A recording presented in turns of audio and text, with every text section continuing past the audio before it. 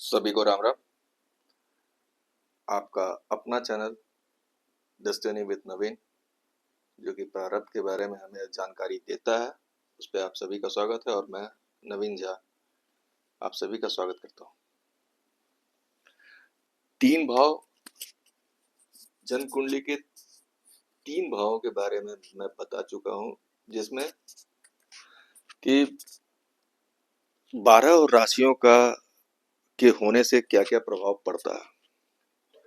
आइए अब चौथे भाव के बारे में जानते हैं, जिसे हम माता, सुख, भवन, वाहन इत्यादि के बारे में जानते हैं, और इसे सुखेश भी कहते हैं, क्योंकि ये हमें सुख कितना मिलेगा कितना नहीं ये बताता है।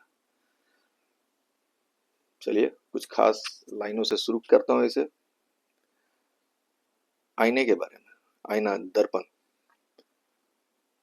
आईना हमेशा एक सा चेहरा कभी नहीं दिखाता है, इस चीज को हमेशा मान के चले और समझने की कोशिश करें। चलिए ठीक है। अब जन्म कुंडली के चौथे भाव में एक नंबर लिखा हो, मेष राशि या एरिस जोडियक हो, तो उसका प्रभाव कैसा पड़ेगा ये जानना पड़ेगा, या जानने का प्रयास करते हैं। जातक के चौथे भाव में मेष राशि हो तो उसके घर में जानवर हो सकते हैं। वो जानवर पाला हो, चार पैर वाला। ऐसे जातक का शादी या सगाई टूटा हो सकता है। दो चार जगह शादी की बात चली हो, फिक्स नहीं हुआ हो, या सगाई होने के बाद कैंसिल हो गया हो, ऐसा कुछ कुछ हो सकता है, चांसेस है। या फिर ज्यादा से संबंध उस जातक या जातिका का बना हुआ हो, इन कारणों से भी रिश्ता होने में दिक्कत या कठिनाई आती है। कृषि कार्यों या जमीन से जुड़े काम से इसे विशेष लाभ होता है। माने जमीन से जुड़ा हुआ कोई भी काम, प्रॉपर्टी एजेंट कर लो या डीलर, जो भी, माने उस तरह जमीन से जुड़ा हुआ काम अगर ये करता है तो इसे काफी लाभ पहुंचता है। अब आइए, अगर सुख भाव में अगर 2 नंबर वृष राशि या टॉरस जोडियाक है तो उसका प्रभाव कैसा रहता है। ऐसा जातक जिसके चतुर्थ भाव में 2 नंबर या वृष राशि है, तो ऐसा जातक सामाजिक कार्यों में हिस्सा लेने के कारण समाज में प्रतिष्ठा भी पाता है। ये मतलब हो गया कि ये सामाजिक होता है। गंभीर, साहसी और स्वस्थ होता है जातक। महादेव की पूजा से इसे विशेष लाभ भी मिलता है। माने ईश्वर की पूजा ठीक है, ईश्वर की पूजा आराधना करने वाला हो, लेकिन अगर शिव की पूजा ये करे तो इसे उसमें कुछ ज्यादा मिलने का चांस होता है। वृद्धावस्था में इसे पूर्ण संतान सुख प्राप्त होता है। बहुत लोग ऐसे हैं जिनका वृद्धावस्था घर में अकेले बीतता है, बच्चे या तो दूर रहते हैं कमाई के जरिए, कमाई के कारण या कुछ, लेकिन इनका वृद्धावस्था पूर्ण सुख मिलेगा। खुद के कमाई से भी और बच्चों के साथ से भी, माने परिवार का साथ इनको मिलेगा, तभी वो होता है पूर्ण सुख। चलिए ठीक है। चौथे भाव में, सुख भाव में अगर 3 नंबर मिथुन राशि हो तो उसका प्रभाव क्या होगा। यह जातक कामी, मैंने क्या बोला, कामी, सेक्स के प्रति ज्यादा ये सोचने वाला होगा।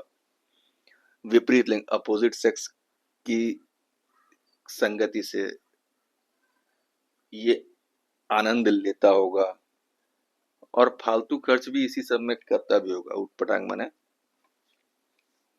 आप लोग समझ सकते हैं। आर्थिक स्थिति सामान्य होती है और धन संचय करने में परिश्रम करना पड़ता है, क्योंकि इसका तो शौक ही है भाई उटपटांग, जिसके कारण नहीं कर पाता है। जीवन के अंतिम समय में धन हानि तो निश्चित है, क्योंकि ये अपना आदत और स्वभाव बदल नहीं पाता है। अगर बदल लिया ग्रहों के कारण तो बात, स्थिति बदल सकती है, लेकिन फिलहाल तो ऐसा कुछ नहीं दिखता है। वो जब कुंडली में ग्रह सामने आती है या आएगा तो उसको विश्लेषण किया जाता है।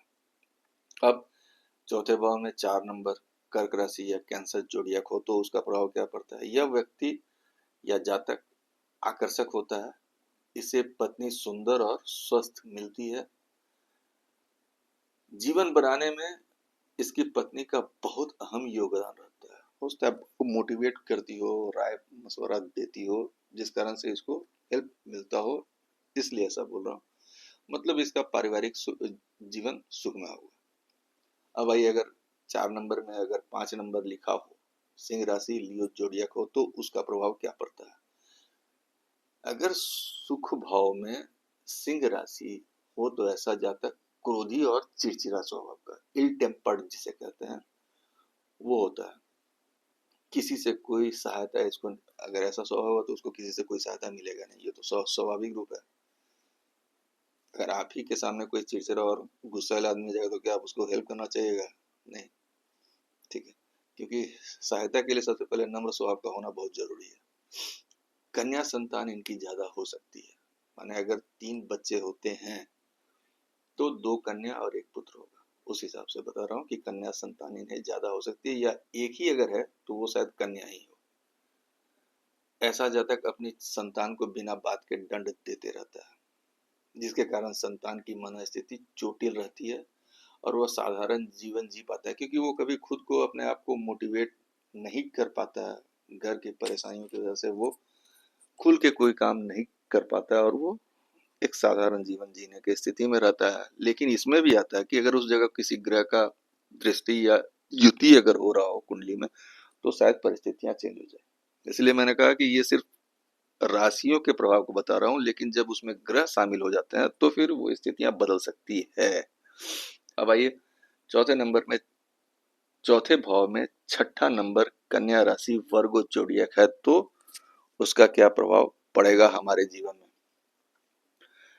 तो जिसका सुख भाव में कन्या राशि होता है वो एक तरह से सौभाग्यशाली उसे हम मान सकते हैं, या समाज उसे कह सकता है, उसकी स्थिति परिस्थिति के हिसाब से, क्योंकि इनका विवाह समय पर हो जाता है, जीवन साथी सुंदर, सुशील और सुदृढ़ मिलता है। पुत्रों की संख्या ज्यादा होती है, वही सिंह राशि टाइप का। अगर 2 होगा तो शायद एक एक हो, या 3 होगा तो 2 पुत्र 1 पुत्री, और अगर 1 होता है तो फिर वो पुत्री हो वो सिर्फ पुत्र हो सकता है। बाल्यावस्था इनको पैसों की कमी या धन की कमी देखने को मिलती है, लेकिन बाद में यह धन से सुख प्राप्त करते हैं। जैसे जैसे समय बीतता है वैसे वैसे ये अपना धन से सुख प्राप्त करते हैं। उसका भी एक उम्र है, वो 25 साल के बाद से ना अपना कमाई शुरू कर लेते हैं, माने पैसा कमाना शुरू कर देते हैं, और उससे वो आनंद प्राप्त करना भी शुरू करते हैं, उस धन से अपने जीवन का आनंद भी लेते हैं। ऐसा जातक सद्गुणी और विवेकवान होता है, और 25 साल के बाद, या ऐसा कहिए कि अपने वृद्धावस्था में ये अपने जीवन का पूर्ण आनंद लेता है, इसीलिए इसे सौभाग्यशाली कहे। तो चलिए, आज चौथे भाव में 6 राशियों की मौजूदगी का प्रभाव हमने आज साझा किया। अगले वीडियो में बाकी की 6 राशियों के बारे में मैं बताऊंगा, लेकिन जिस तरह से मैंने पहले बताया था कि आईना में चेहरा हमेशा एक सा नहीं दिखता है, इस चीज को ध्यान रखिएगा, और परिस्थितियां बदलने का इंतजार करना होगा, जो कि हमें जन्म कुंडली बताता है।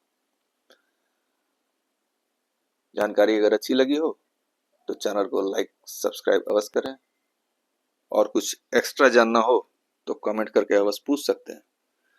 सभी को राम राम, नमस्कार।